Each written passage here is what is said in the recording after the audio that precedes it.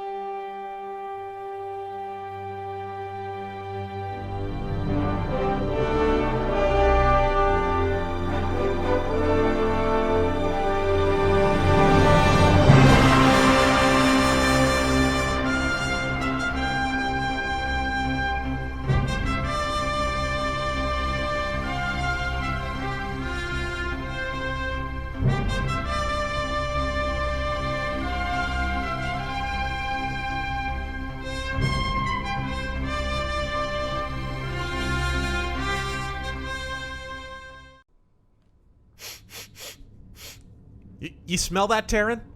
You smell it? I think I do. Smells like war crime. For the uniform. Quick question for you, Taryn. Yeah. Are you a bold enough dude to nuke an entire planet? I'd like to think so.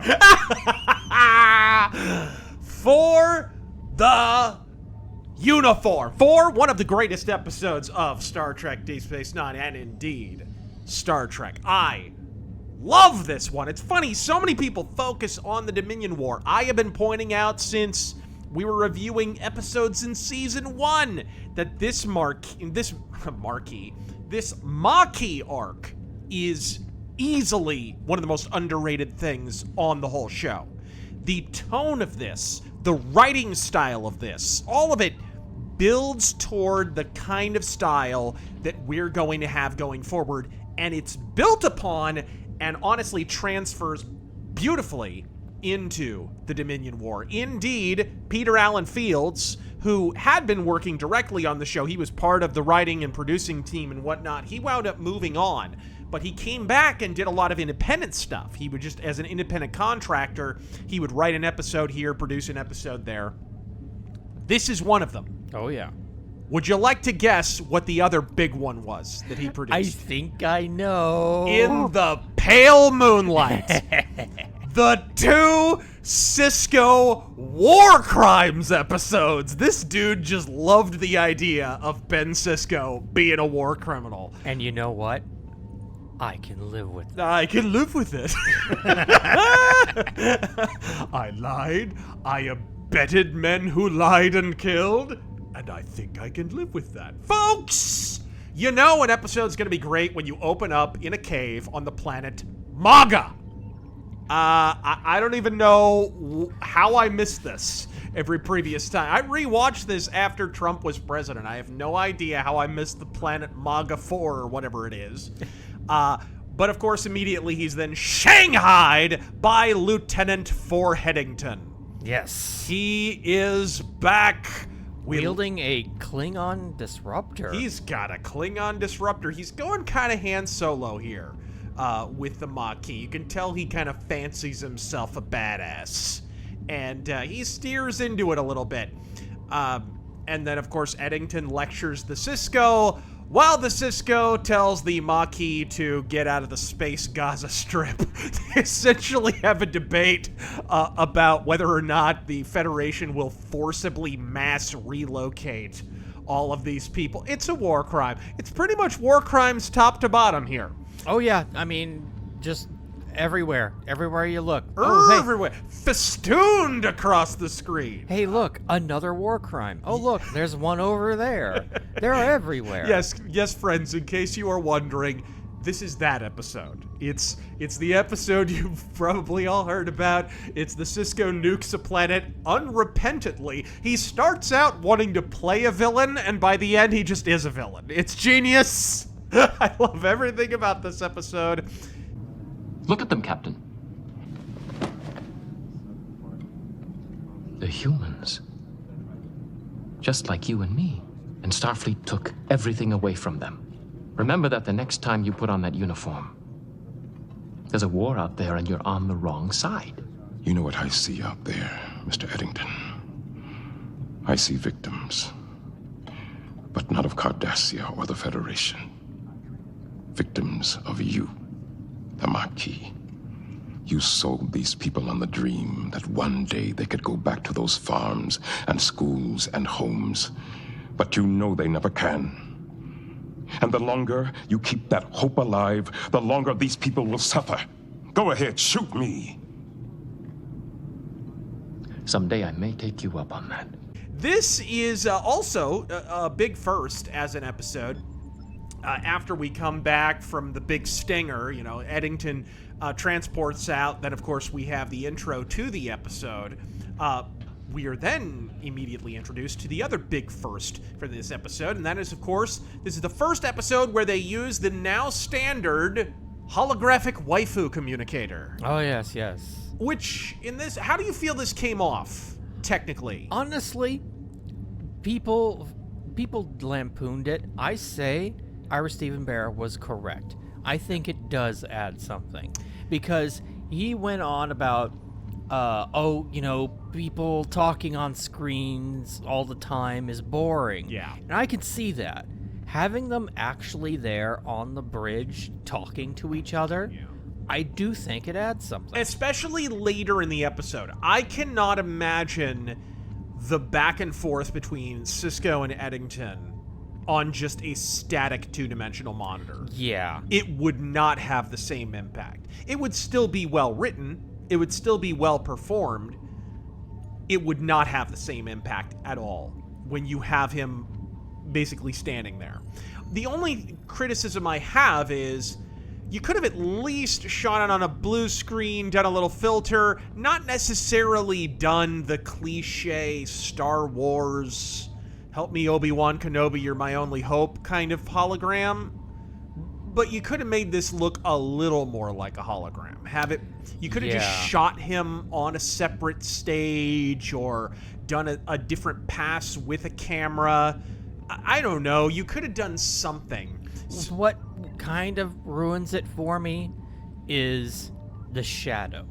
You can see his shadow on the ground. Yes. Now, I understand it's a solid, force fields and photons hologram. Right. So, of course, yeah, it does cast a shadow. I get it. Mm-hmm. But for the sake of this being a new technology communicator and it was just jury-rigged or whatever, maybe have, like, a halo of light around him or have him be, like, semi-transparent, something. Yeah, it really does just look like the actor is just standing there. It does. At times, it looks like he's just standing there. Not in every scene. Like, I think later on when Odo does a communicate, it looks a little more like he's a hologram, but it's like, because of the way they handle it, they have some transitions in and out, and that works a little bit better. But, yeah, I don't know. It does. I agree with you. I think it feels too much like they're just standing on the same stage. Yeah. It doesn't really work. But that's not what's important here, of course. Very quickly, they corner Eddington in the first of several near misses. And for Eddington charges, they open fire at him immediately. They think they've got him, and then they remember they're running Windows 11, meaning this is about their 15th blue screen this week. The entirety of the Defiant goes on the fritz. Let's not give him a chance to make his move. Mr. Worf, fire phasers. Report. Got a massive computer failure. Every computer system is down. And all the backups. We're losing control over everything. Weapons, navigation, helm, propulsion. Reach to engine room. Commander, get down there. Find out what's going on. Try to route the auxiliary controls through the... Before you waste a lot of time running around trying to restore computer control, let me save you some trouble. You can't. You'll find that your memory cores are completely wiped and will have to be reprogrammed from scratch. These work remarkably well. Glad we were able to procure one. You left a cascade virus in the Defiance computers. Sounds simple, doesn't it? But I assure you, it took a great deal of time to devise one that wouldn't be detected by Odo or Chief O'Brien. They lose weapons, they lose communications, Yes. They lose everything. And this is such an oversight. He planted a virus inside the Defiance computers. Yeah. Now, I understand you do a pass, you try to scan your computers, you look for traps or whatever, because, he betrayed the Federation. You betrayed your uniform! Sorry. And you would check for these things, right? Mm-hmm. How does this get by? Yeah, well, he was a good engineer. He wasn't just a security guy. He was a really good engineer. Really good. Like almost O'Brien tier. And I think that's the explanation here. He was a dual engineer security guy. And so the implication is he's kind of a whiz with this stuff. They didn't know because he hit it really well, is the explanation. You know what? I'll take that. Because we had episodes where Eddington didn't just do security stuff, he did engineering stuff. And it was convincing. Previously, when he was still a member of the crew, I mean. So I swallow this a little bit easier, honestly. I don't think it's as much of a plot hole.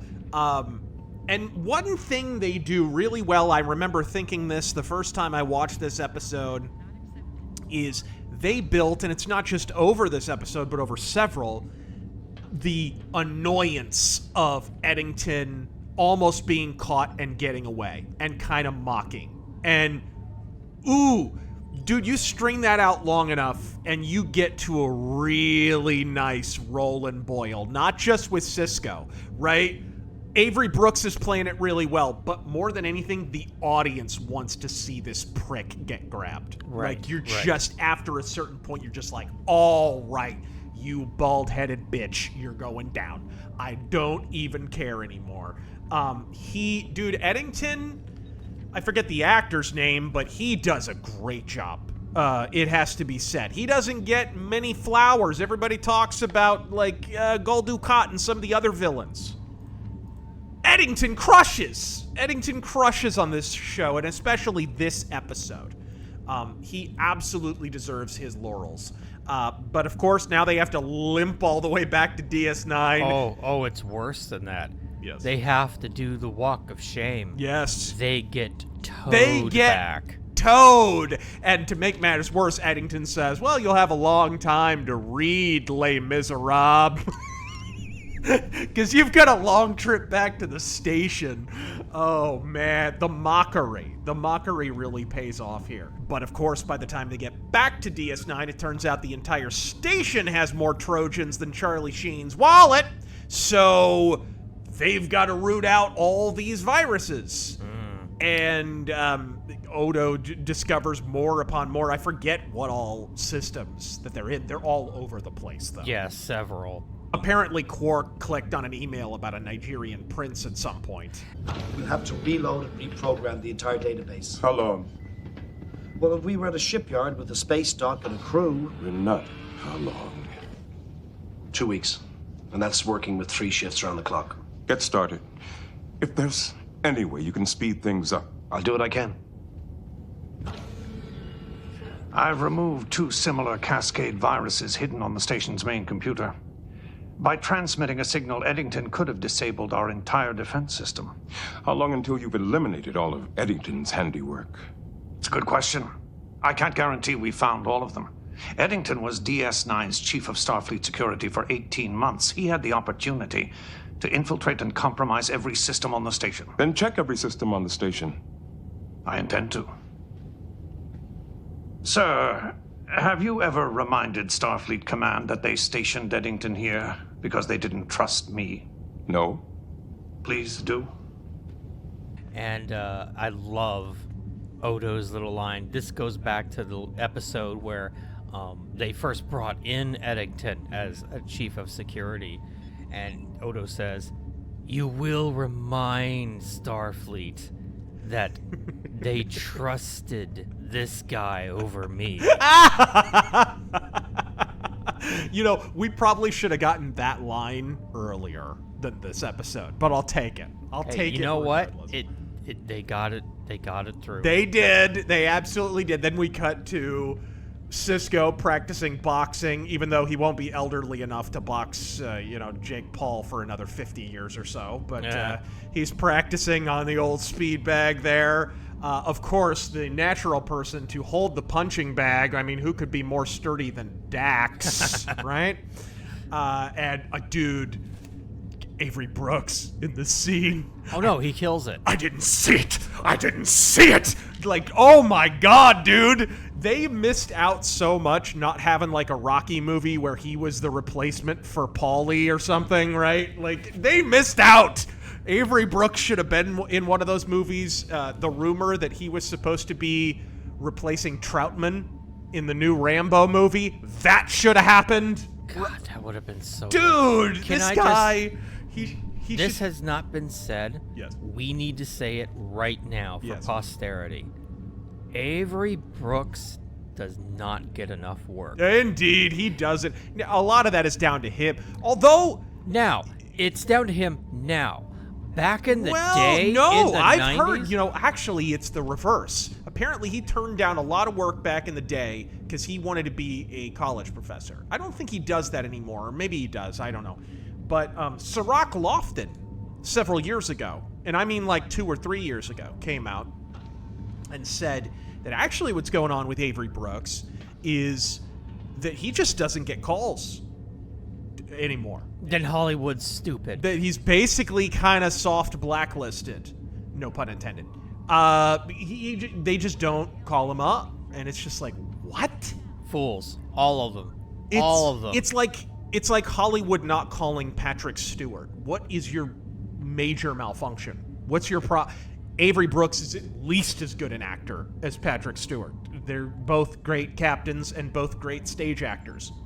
What are you doing? I get that he's perceived as weird. People think he's like senile or something, but if you watch old Avery Brooks interviews from the 80s and 90s, he talks the exact same way. No, he's always been like He's this. just a different breed of cat. Yeah. But that breed of cat is a magnificent actor, and you'd be barkingly insane not to hire this guy. But that is what cool looks like. It is 100%. And speaking of cool, while he's working the speed bag, suddenly they get a message, because it turns out while he was hitting the punching bag, Eddington is busy gassing the Cardies. In space, no one can hear Miles O'Brien suppress an erection. Report. Eddington just upped the ante. He attacked the Cardassian colony on Velos Prime with a biogenic weapon. What?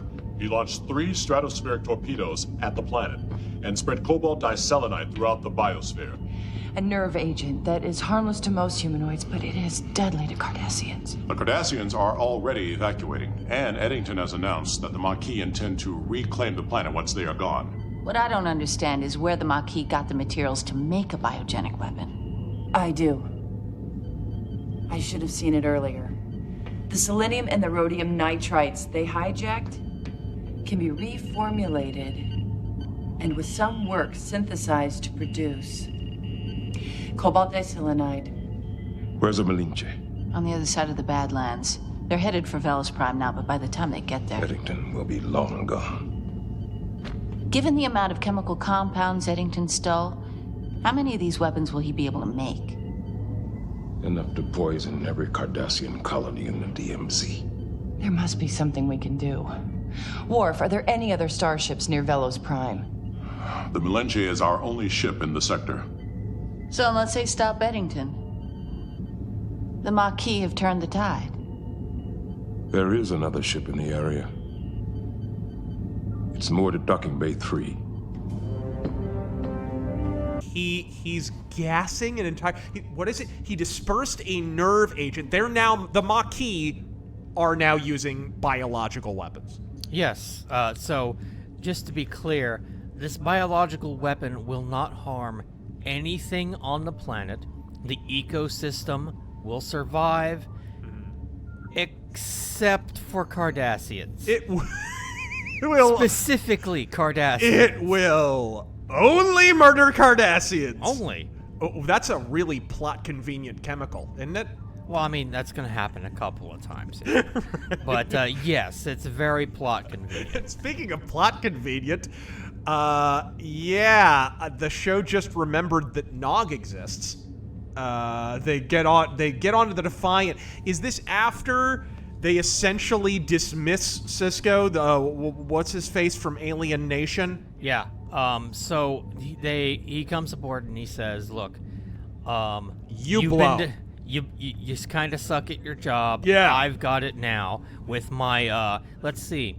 How old is the Excelsior class now? Yeah. Are we going on 80 years? Is that the Excelsior? It looked like the new... No, that's not fucking new. That's an Excelsior class. I looked it up. Oh, okay. The Malinche is an Excelsior class ship. Yeah, but you would keep that in service, too. It's a boss ship. Oh, no, it is. But the thing is, 80 years ago, that was top of the line, and they made so many of those fucking things. They're still in service. Mm-hmm. But come on. Yeah. I mean, one ship against how many Maquis? And no, that's okay, Cisco. We've got this. You sit here and you lick your wounds. Right. Well, the logic is not really logic. Let's be real. The logic is he knows Cisco too well, so let's throw a rando who really knows nothing about Eddington at the problem. Yeah, that'll end well. So can we just remind everyone that Starfleet is not a standing military? Oh yeah, let's let these explorers go find the terrorists. Yeah, that'll work out. Yeah, they're a space navy. I mean, they're a military. They definitely... I don't know. It's always been ambiguous with Starfleet, right? They are naval, for sure. They have naval ranks. Yeah. They're called Starfleet. And yet it's, oh, we're science-y with quantum torpedoes loaded in all of our tubes, right? Exactly. Like, what exactly is going on? No.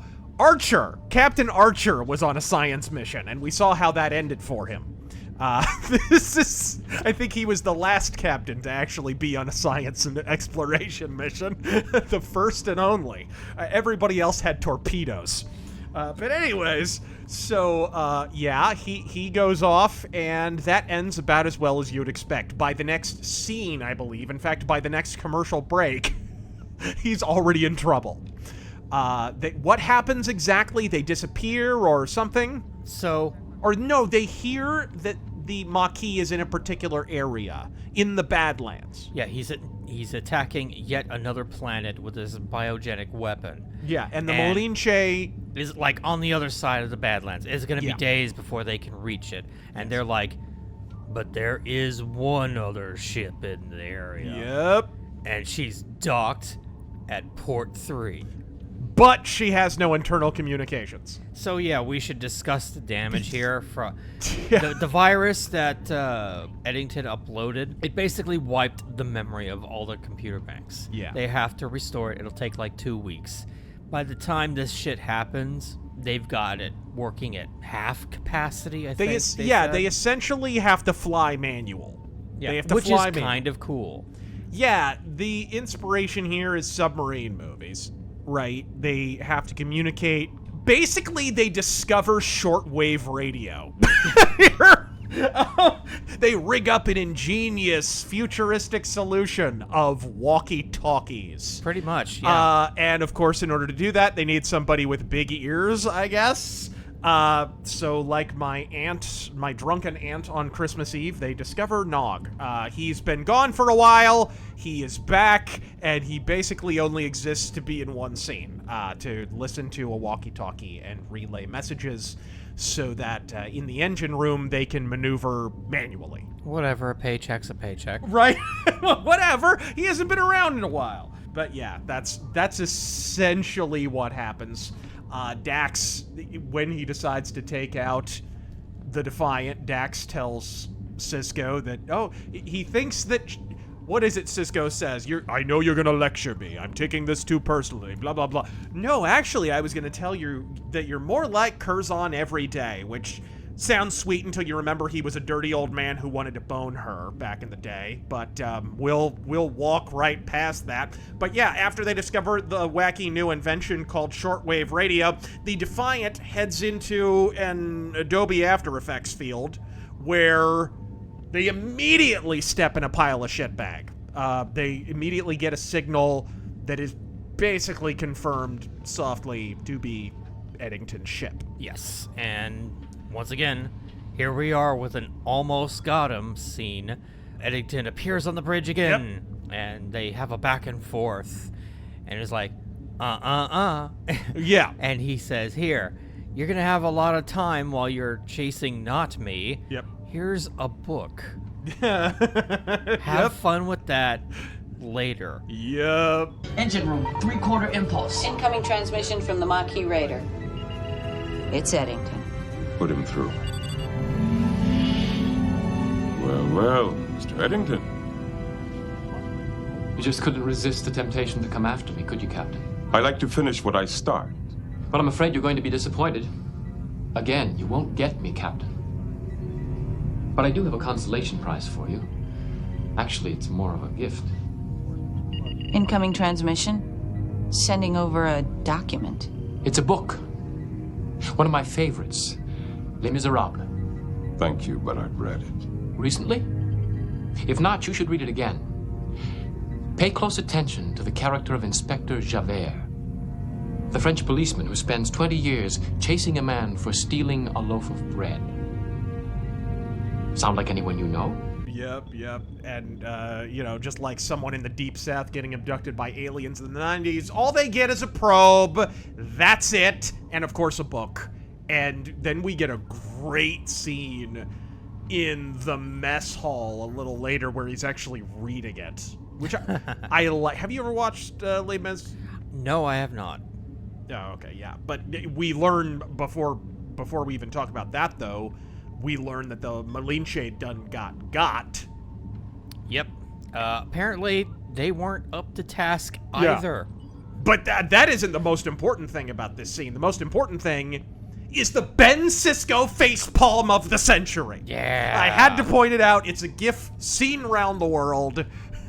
Ben Sisko facepalming when he finds out the Malinche got boofed. I love that. Dude, first off, you pointed out the effect of the Badlands. Yes. Looks great. It does. It's because it's practical. It's real. I could tell it was practical, but did you know also they had shown the Badlands in Voyager, not that we should hold that against them, and they looked like crap. They looked like bad mid-90s CGI. So they basically redid the effect from top to bottom. They're like, you know what? Screw this. We're DS9. We're going to do it. So, yeah, it looks 1,000 times better. Yeah, because real will always look better. It always will. Voyager was weird that way. Voyager was one of those shows they liked to use CGI. Oh, boy, did they. Oh, man. And not all of it aged very well. Some did. I'm just gonna go ahead and insert the scene here where Janeway's fighting a giant mosquito alien thing. Not salamander babies? No? No, that was practical. Not all of it. Not all of it. I'm not showing that. I'm not showing that. Can we just pretend that episode doesn't exist? You know, Star Trek fans celebrate the anniversary of that piece of shit episode. Didn't that get retconned though?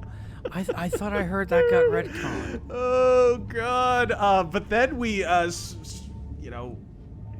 let's move away from bad effects and talk about good effects. This is a slightly better communicator scene with Odo then, where Odo actually gets to play detective, and that always improves an episode. Oh, yeah, yeah. Always improves an episode. Odo has a hunch that the Maquis are headed into Breen space. There's a Breen colony nearby that would be perfect for storing, you know, your bioweapons. Yes. Sir, incoming transmission. It's Odo. Captain? Odo, we need some good news around here. Tell me that you have some. Possibly. I've analyzed the Maquis message. And? It appears to be a simple Breen nursery rhyme, a heterophonic 5-line verse. Quite a catchy one, too. What does it mean? A metrical analysis shows an alternating tetrameter and pentameter structure, but the computer could find no meaningful pattern in the words. They appear to be just what they are, nonsensical phrases strung together because they rhyme, at least to the Breen. So we're nowhere. No, I wouldn't say that. You see, I remembered something that Eddington once said to me. The best place to hide something is in plain sight. And since this is a Breen nursery rhyme... So you think that Eddington is using the music as a signal for a rendezvous in the Breen system? Or a Breen settlement, like the one on Portus 5, which isn't far from the DMZ. But it's still, even though it's nearby, Defiant can't be in two places at once, and the Maliche is clearly out of action. So Cisco decides to employ the Obama method. Launch drones at the problem. He fires drones into neighboring space, and they, of course, arrive just in time to watch Eddington gas the Spoonheads. I just love how many war crimes there are in this episode. What are we up to now? I know. What are we, 3, 4? Probably? I don't know. But we're about to get to a doozy, though. Oh, hold on to your butts, ladies and gentlemen. But this time, even though they pulled off the war crimes, they left a trail, which leads the Cisco right to him. But then Eddington pulls a Heath Ledger Joker. Yeah. I love this. I love this. It's a great conceit. If you had more running time, if this was like a movie, you know they would expand this more. But he's got Eddington's ship right in his sights. He's dead to rights, but there's a Cardassian transport that's actively evacuating people from the planet. So Eddington disables their engines. They're now free-falling into orbit on a planet that is now uninhabitable to Cardassians. And he says, "All right, dickhead, make your choice." Well, Javert, let's see how deep your obsession with me is. You got me. I can't outrun or outfight the Defiant, but if you come after me, you'll have to pay a price. You'll have to let all those helpless Cardassians spiral down to their deaths. The choice is yours. How long do they have? 2 minutes to impact. Not much time. Probably take you at least a minute to get back to the planet. They're just Cardassians. Hell, bring us about. Prepare to engage tractor beam.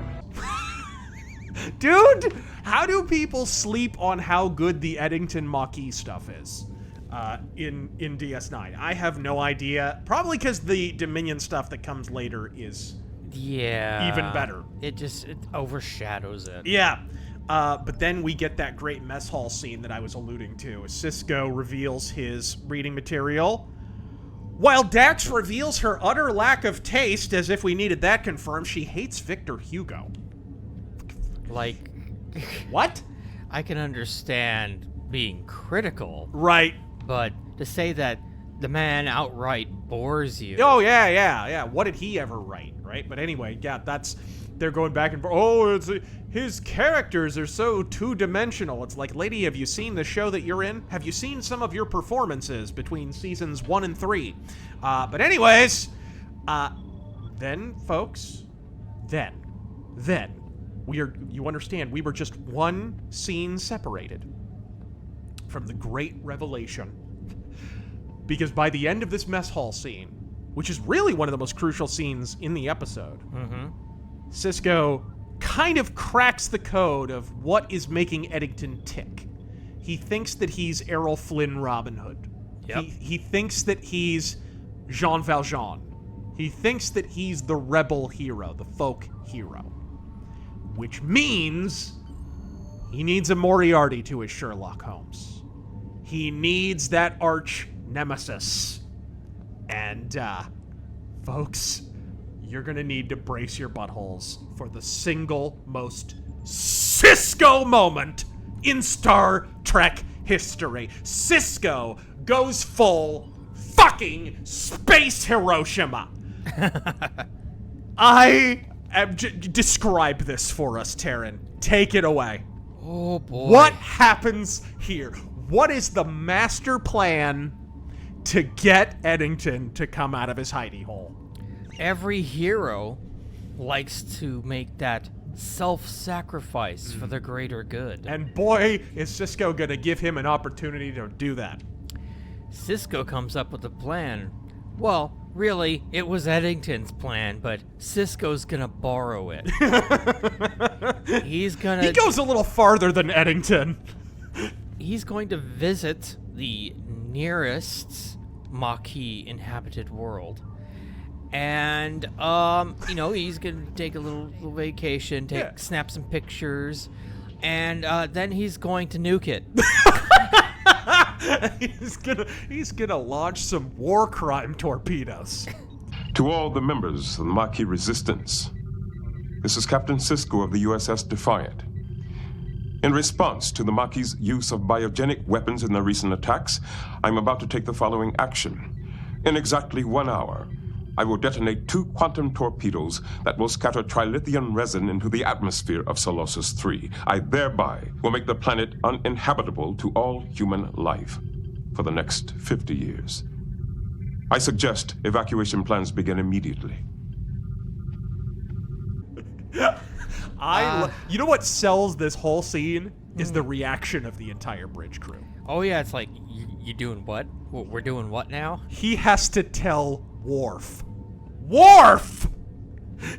to arm the torpedoes twice in the same scene.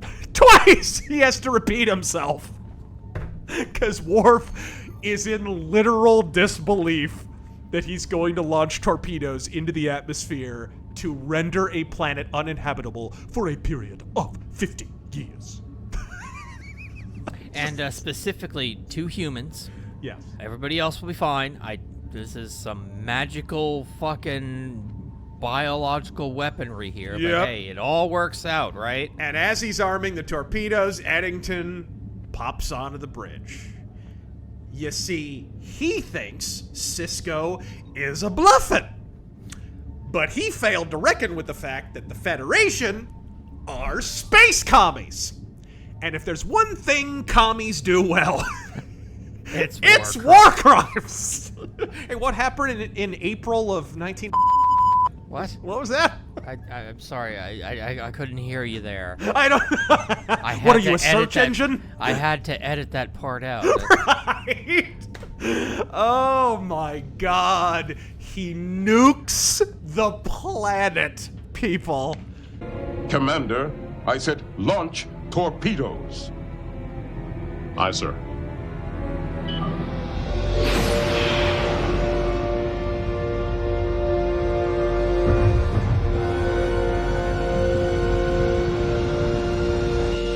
Trilithium resin is dissipating throughout the biosphere.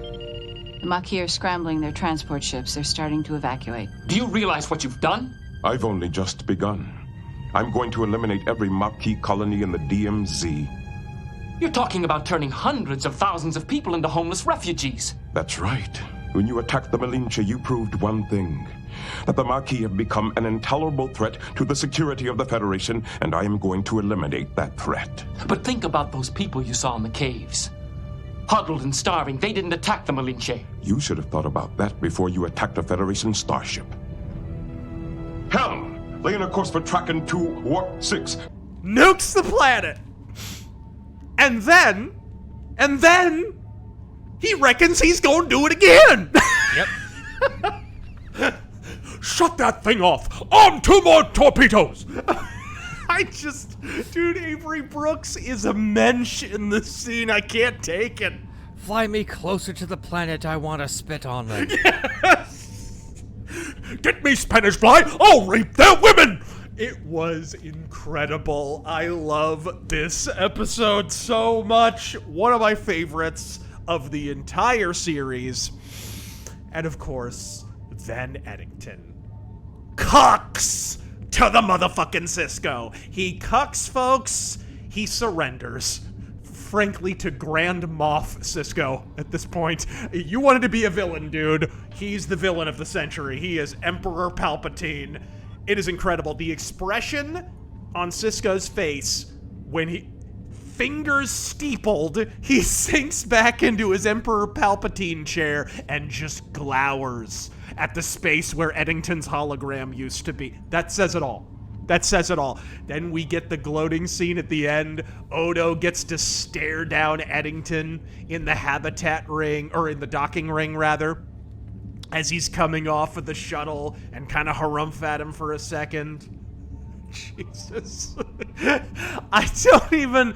And then Dax and Cisco have one last exchange. They're walking down the docking ring, and Dax springs the query that all of us were wondering. Oh, Captain, did you remember to clear your war crimes with Starfleet? I'm sure they're okay with it. I'm sure it's fine. And it was never mentioned again, folks. So I guess it was. Oh, my God. Oh, dear heavens. Ladies and gentlemen, for the uniform. You betrayed your uniform! 5 out of 5. 5 out of 5. I mean, why even ask? Why are we even asking what the score is? This sits on a pedestal of some of the best Star Trek. And it's very cinematic from the beginning. I didn't mention that, but this episode feels cinematic. The score is more cinematic. The way it's shot is more cinematic. Even the lighting's a little more low-key than some of the other episodes, which is a little more cinematic by itself. This could be a movie. You could expand this by another 30 minutes and make it a movie. You totally could. It is just so good. Eddington is stellar. Pretty much the entire DS9 cast, except for Quark, are involved. Somehow, one of the greatest Star Trek episodes, and Garrick's not in it, and neither is Dukat. This is just superb. I love For the Uniform, and if you are going through DS9, this I find, probably because the Dominion War steals so much of the thunder later on. Yeah. This is one that comes out of nowhere, and you're just like, it puts the show over the top. You're just like, where did this come from? Where did this incredible episode come from? Just out of nowhere. By the way, we're not done with Eddington.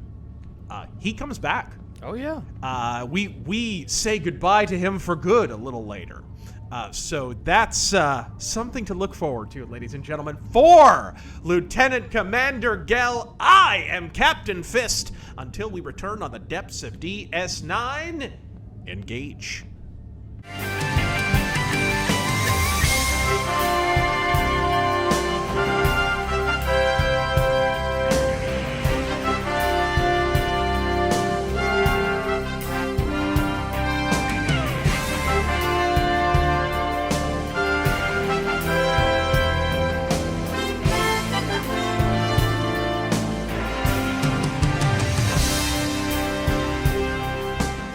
Major, shut that thing